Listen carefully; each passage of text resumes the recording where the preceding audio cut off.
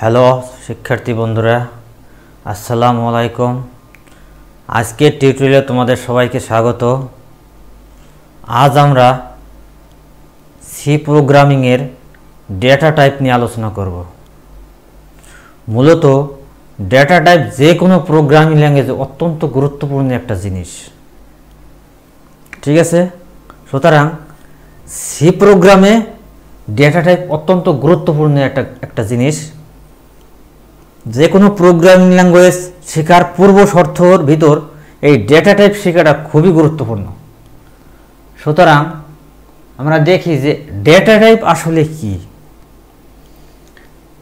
ডেটার ধরনকে data type বলে। ডেটার ধরনকে মানে এই ডেটাটা আসলে কি ধরনের ডেটা, ঠিক আছে? আমি যে ডেটা নিয়ে কাজ করব, যা এই প্রোগ্রামিং ল্যাঙ্গুয়েজে যে আমাদের যে একটা সি প্রোগ্রামিং যে স্ট্রাকচার, এই স্ট্রাকচারের ভিতরে আমি এই স্ট্রাকচারের ভিতরে কি ডেটা নিয়ে কাজ করবে, কি ধরনের ডেটা নিয়ে কাজ করব, এই ধরনকেই মূলত ডেটা টাইপ বলে। সি ভাষায় ব্যবহৃত চারটি মৌলিক বা বিল্ড ইন ডেটা টাইপ রয়েছে, যেগুলো হলো কার, ইন্ট, ফ্লোট, ডাবল। এই কার হলো ক্যারেক্টারের সংক্ষিপ্ত রূপ, ইন্ট হলো ইন্টিজারের সংক্ষিপ্ত রূপ, ফ্লোট এবং ডাবল এই দুইটা ঠিকই আছে, ঠিক আছে? সুতরাং এই কার, ইন্ট, ফ্লোট এবং ডাবল এই চার ধরনের ডেটা নিয়ে মূলত সি প্রোগ্রামিংয়ে কাজ করা হয়। এখন ডেটা টাইপের মূলত আমরা আরেকটু বিশদ যদি জানি, কারণ এমসিকিউর জন্য এই বিষয়গুলো অনেক গুরুত্বপূর্ণ। দেখো, ডেটা টাইপ মূলত তিন প্রকার: user defined data, build in data, ডেরাইভড data.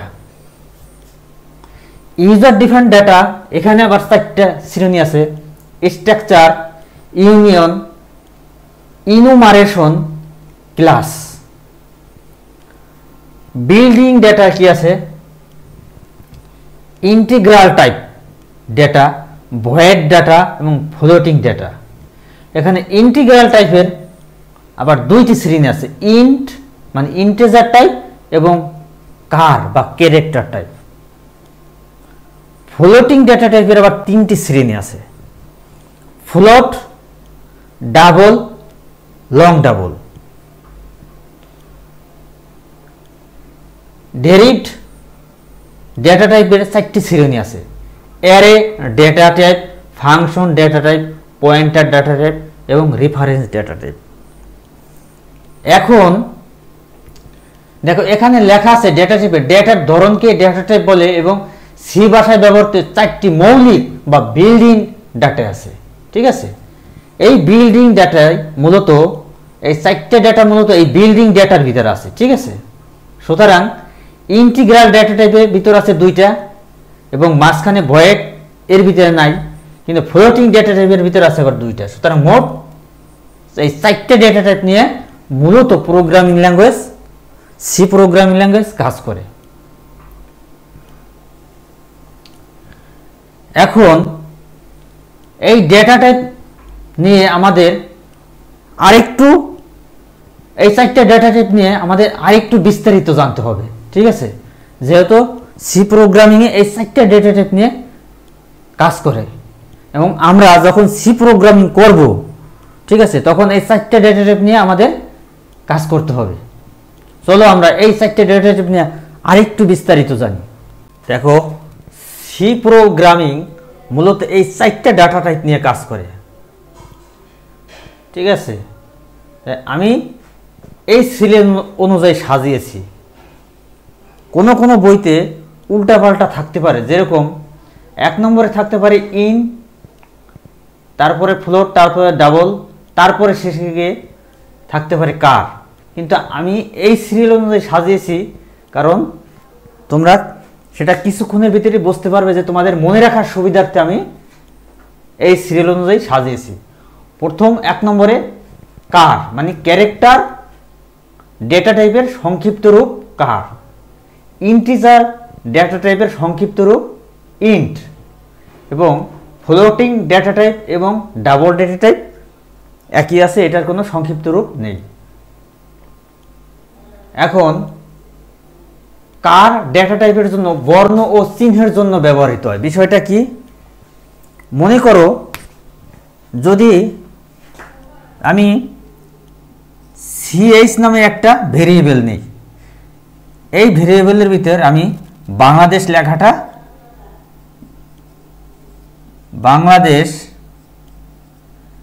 Bangladesh লেখাটা স্টোর করলাম, ঠিক আছে। তো এই ভেরিয়েবলের পূর্বে কি লিখতে হবে, লিখতে কার, CHAR কার, ঠিক আছে। এবং যেহেতু এটা একটা টেক্সট এবং ক্যারেক্টার টাইপের ডেটা টাইপ, সুতরাং অবশ্যই এটাকে ডাবল কোটেশনের ভিতরে রাখতে হবে, ঠিক আছে। আর যে কোনো প্রোগ্রামিংয়ের স্টেটমেন্ট শেষ হইলে কি দিতে হয়, সেমিকোলন দিতে হয়, ঠিক আছে। সুতরাং এখানে সিএইচ হলো একটা ভেরিয়েবল নাম, যে কোনো কিছু হতে পারে। সিএইচ কেন, আমি এটা যদি দেই ABC, সেটাও সমস্যা নাই, কারণ ভেরিয়েবলের নাম যে কোনো কিছু হতে পারে। এখন এবিসি ভেরিয়েবলের ভিতরে কি ধরনের ডেটা স্টোর হয়েছে, এটা টেক্সট ডেটা স্টোর হয়েছে, সুতরাং এটা একটা ক্যারেক্টার টাইপের ডেটা, ক্যারেক্টার টাইপের ভেরিয়েবল। সুতরাং ক্যারেক্টারের জন্য কার কিওয়ার্ড ব্যবহার হয়। এই 4টে কিন্তু কিওয়ার্ড, আমরা যে 32টা কিওয়ার্ড শিখেছিলাম পূর্ববর্তী ভিডিওতে, সেখানে তার ভিতরে 4টা কিওয়ার্ড আছে, ঠিক আছে, 4টি কিওয়ার্ড। সুতরাং তারপর কি আছে, তারপর আছে ইন্ট হলো ইন্টিজারের সংক্ষিপ্ত রূপ, এটা পূর্ণ সংখ্যার জন্য ব্যবহৃত হয়। পূর্ণ সংখ্যার জন্য কিরকম, মনে করো আমি এ নামক একটি ভেরিয়েবল নিলাম, এর ভিতর 5 স্টোর করলাম, ঠিক আছে। এখন এর পূর্বে কি লিখতে হবে, ইন্ট, ইন্ট, ঠিক আছে, ইন্ট লিখতে হবে, কারণ ইন্ট পূর্ণ সংখ্যার জন্য ব্যবহার হয়। এখন এইটা ভেরিয়েবলটা কি টাইপের ভেরিয়েবল, ইন্ট বা ইন্টিজার টাইপের ভেরিয়েবল, কারণ এর ভিতর পূর্ণ সংখ্যা স্টোর করা আছে। এখন আবার যদি ইন্ট বি নামক একটি ভেরিয়েবলের ভিতর -5 স্টোর করা হয়, তাহলে সেটাও ইন্টিজার টাইপের ভেরিয়েবল, কারণ পূর্ণ সংখ্যা আমরা জানি ম্যাথের নিয়ম অনুযায়ী পূর্ণ সংখ্যা 2 ধরনের, ঠিক আছে। একটা ধনাত্মক পূর্ণ সংখ্যা, অপরটি ঋণাত্মক পূর্ণ সংখ্যা। এটা কি, এটা ধনাত্মক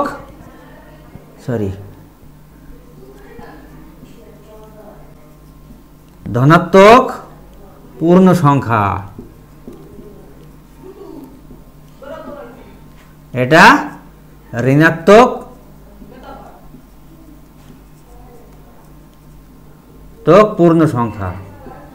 পূর্ণ সংখ্যা, ঠিক আছে। একটা ধনাত্মক পূর্ণ সংখ্যা, অপরটি ঋণাত্মক পূর্ণ সংখ্যা, দুইটাই পূর্ণ সংখ্যা। সুতরাং পূর্ণ সংখ্যার ক্ষেত্রে ইন্ট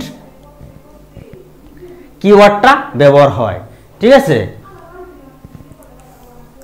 এখন আমরা দেখব কি, ফ্লোট।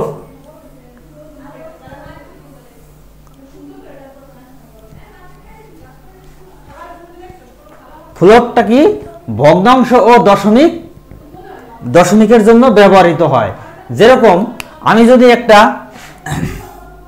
ভেরিয়েবল নাই x এবং এর ভিতর 5.3 স্টোর করি, তাহলে এর পূর্বে কি দিতে হবে, এর পূর্বে দিতে হবে ফ্লোট, কারণ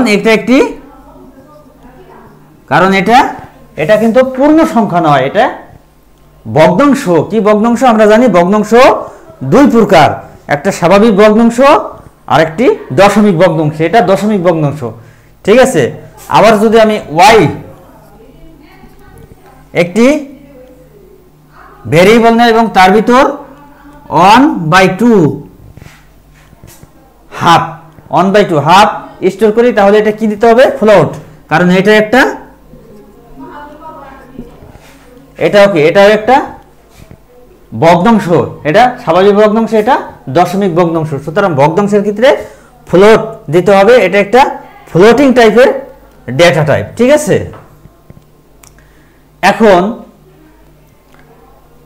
ডাবল ডেটা টাইপ, এটা ভগ্নাংশ, দশমিক ও পৌনঃপুনিক।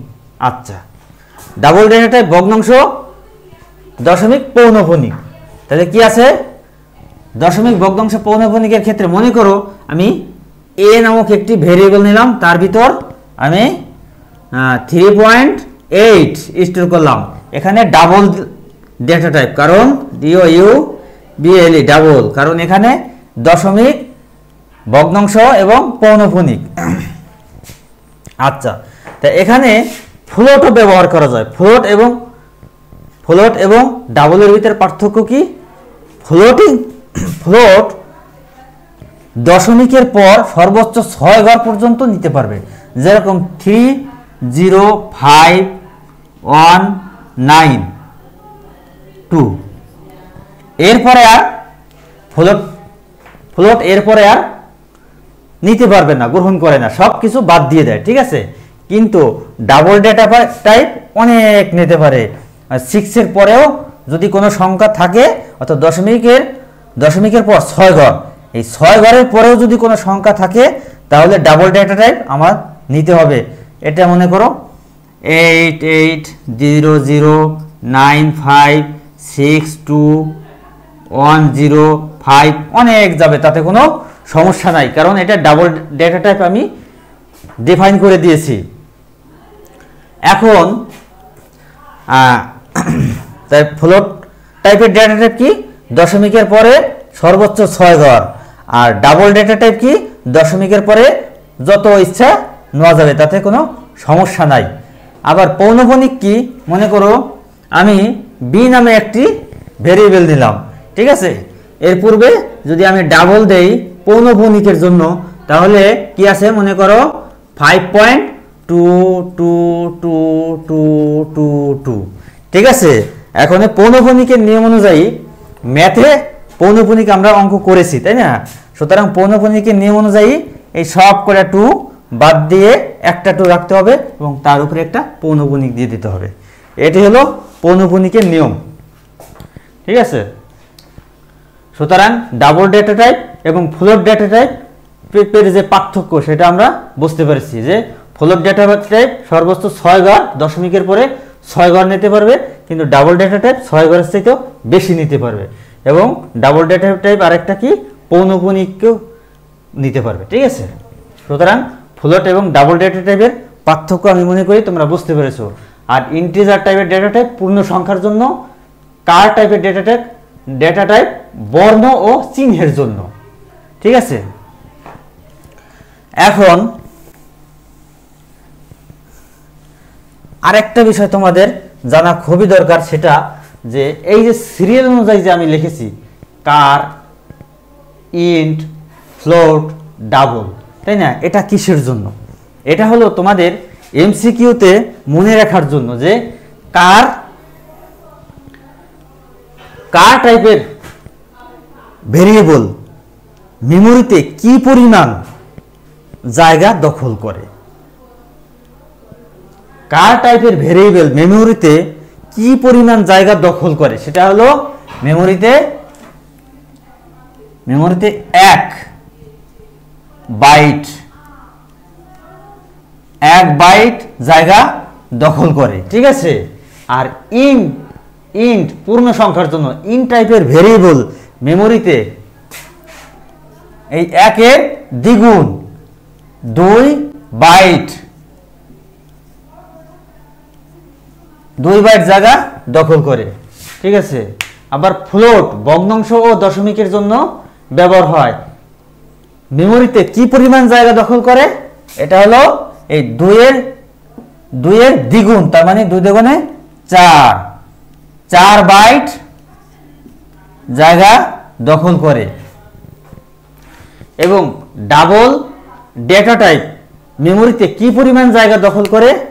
সেটা হলো এই 4 ডাবল 8 বাইট জায়গা দখল করে, ঠিক আছে, 8 বাইট জায়গা দখল করে। এখন তোমাদের যদি এমসিকিউতে আসে যে ইন্ট টাইপের ভেরিয়েবল বা ইন্ট টাইপের ডেটা মেমোরিতে কত বাইট জায়গা দখল করে, তখন তোমরা কি করবা, যে প্রথমে আছে কার, দ্বিতীয়তে আছে ইন্ট, সুতরাং ইন্ট 2 বাইট জায়গা দখল করে। এবং এই বাইট যদি বিটে রূপান্তর করা হয় তাহলে আমরা জানি যে 1 বাইট সমান সমান কত বিট, 8 বিট, ঠিক আছে, মানে 8 বিট, ঠিক আছে। আবার সুতরাং 2 বাইট, সুতরাং 8 দুগুণে 16 বিট, ঠিক আছে। আর 4 বিট, 4 এটা 32 বিট, ঠিক আছে। আর 8 বিট